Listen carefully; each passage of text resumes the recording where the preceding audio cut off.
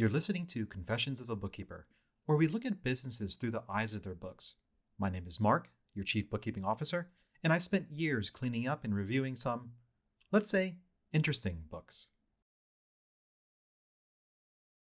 This attorney started off the way a lot of solos do. A small practice, low overhead, running everything himself. He was operating a sole prop, meaning his social security number was his business identification number. There was no corporation, so there wasn't a separate taxpayer ID. It was just him. He had an IOLTA account, handled retainers, paid out settlements, nothing unusual. He was running lean, staying organized, and getting the job done. During the first 2 years of operating, the practice grew quickly. Revenue was up, the caseload was steady, and at the end of the year, he actually had something called profit. That's when his CPA friend suggested forming an S corporation. Not because he needed to rebrand or anything like that, but because it's one of those structural moves that can help profitable businesses manage their taxes better.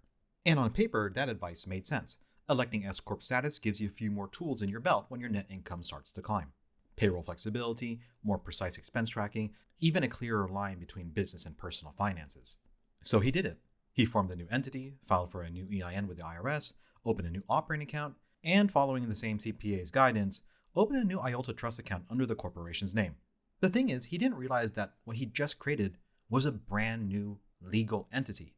It wasn't an upgrade to his sole proprietorship. It's not a continuation of his business before, a completely different taxpayer with its own fiduciary responsibilities. And when he transferred all the client funds from the old IOLTA into the new one, zeroing out the old one's balance, he thought he was doing the reasonable thing, moving the firm over, you could say. But he wasn't moving the firm. He was moving client trust funds that still legally belonged to his old business entity.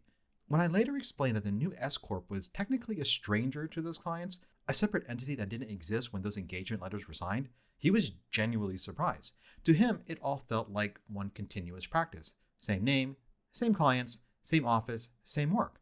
How could it possibly be different? But to the state bar, it was very different. The client funds had moved into a trust account belonging to an entity those clients had never hired. That's the kind of thing that's invisible until it isn't. A few months later, one of his old clients finally got around to cashing a settlement check that had been drawn from that first IOLTA trust account. The problem was, that account had already been drained to zero and was still open. The check bounced, and that's when the state bar got involved. Most attorneys don't realize this, but every financial institution that hosts IOLTA trust accounts for lawyers has a built-in reporting process. If a check bounces or an overdraft occurs, the bank doesn't call you. It notifies the state bar immediately. It's automatic. That's how a lot of trust account audits start. A simple notification from the bank that something went wrong. So of course, the bar got that notice. They took a look at the account and saw a zero balance. When they reached out to the attorney, he was very cooperative. He explained that the money wasn't missing, it was just in his new IOLTA account. From his perspective, everything was accounted for. He's the same lawyer, those are the same clients, the same trust balance, just a new account under his new corporation. But to the bar, that answer raised more flags than it actually cleared, because as far as they were concerned, those clients were still engaged with his old firm. The money didn't belong to a new corporation, and the new IOLTA wasn't authorized to hold it.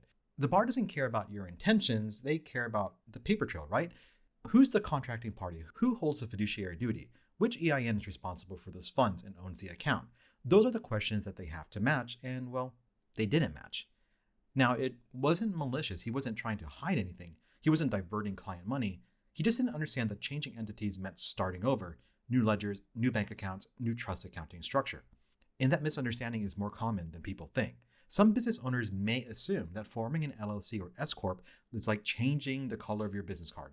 But legally, it's more like creating a whole new person, a person who doesn't inherit your past contracts or your client relationships unless you specifically transfer them. So after he consulted with some ethics lawyers, he had to move the money back. But that's where it got kind of tricky. Technically, the funds needed to be returned to the original IOLTA, the one tied to his social security number, since that's where the client's agreements lived.